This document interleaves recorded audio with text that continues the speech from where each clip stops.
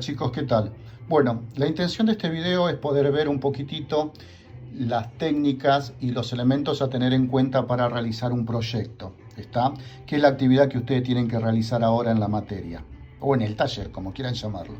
¿Sí? Lo primero que tenemos que tener en cuenta nosotros va a ser código de edificación, código de planeamiento y obviamente el municipio. ¿Sí? Sí o sí tenemos que tener en cuenta estos elementos para poder realizar una construcción, un edificio. Código de edificación, que el código de edificación lo que me dice las características que tiene que tener ese edificio, me categoriza los locales, locales de primera, locales de segunda, etcétera, para saber cuáles son los lados mínimos, las características y todas las restricciones que tiene que cumplir. Por ejemplo, ¿sí? El código de planeamiento lo que va a hacer es regularme los usos y ocupación del suelo. Es decir, cuánto puedo construir y qué es lo que puedo construir. Llámese superficies y llámese obviamente el destino, local, vivienda, escuela, etc. ¿Sí? Y el municipio va a adaptar estas normas de acuerdo a sus necesidades, de acuerdo al tejido urbano. Por eso cada vez que tenemos que construir algo, nosotros tenemos que ir y averiguar, hacer todas las gestiones, obviamente, en el municipio para saber cuáles son sus restricciones. ¿Sí? ¿Qué es esto? Es saber la zona, cuáles son las restricciones que va a tener esa zona y los indicadores urbanísticos, que eso depende del planeamiento, que es el FOD y la densidad. Factor de ocupación del suelo, factor de ocupación total y la cantidad de habitantes que puedo colocar en mi parcela y obviamente la cantidad de dormitorios que puedo llegar a hacer ahí. Y el pulmón de manzana, que es la cuarta parte de la superficie de la manzana que yo no puedo tocar. Eso tiene que estar descubierto, ¿sí? Es obligatorio. Después lo que tenemos que ver es el entorno para poder hacer un análisis de sitio, es decir, dónde está ubicado mi lote, ¿sí? Cuáles son las calles que lo circundan, cómo está orientado, qué es lo que tengo como lindero, qué tipo de zona es, si hay edificios de casas bajos, si son locales comerciales, ¿sí? Cómo son las calles, es decir, si es de mucho tránsito o no, las vías de accesibilidad, etc. Eso tenemos que tener en cuenta. Y la tipología del lugar, ¿sí? Saber qué tipología hay en la zona. Obviamente vamos a conocer nuestro lote.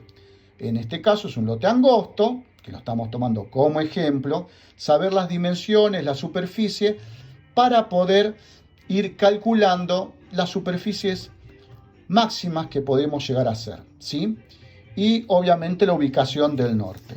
Lo que tenemos que ir charlando va a ser el programa necesidades. ¿Qué es el programa necesidades?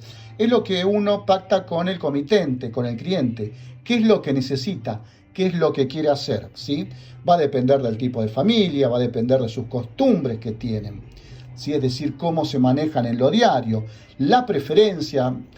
Es decir, yo quiero que el dormitorio dé al fondo por X motivo, quiero que mi dormitorio dé al frente, quiero una sala de estar grande, etc.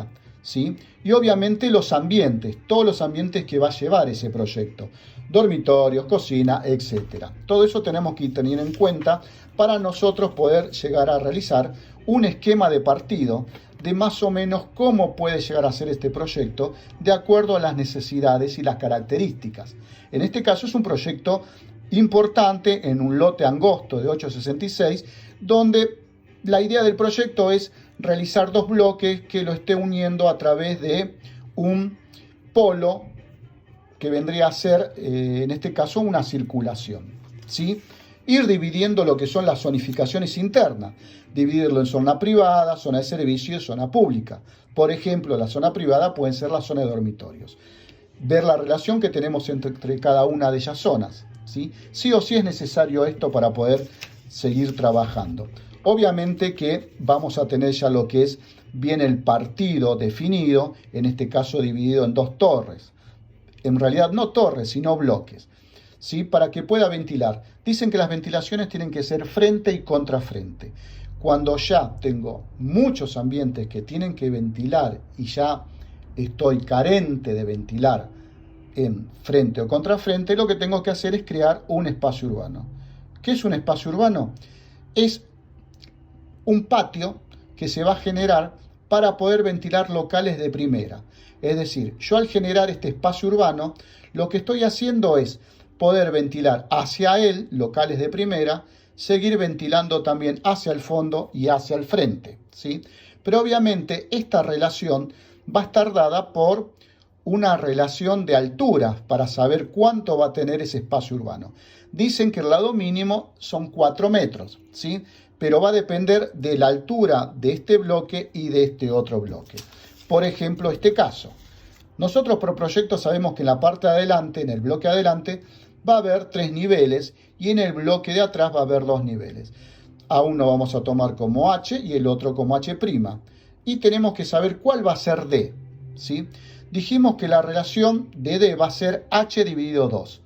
Pero, ¿qué pasa cuando H es diferente de un lado y del otro? Se saca una altura promedio, es decir, H más H1 dividido 2 me va a dar una altura promedio.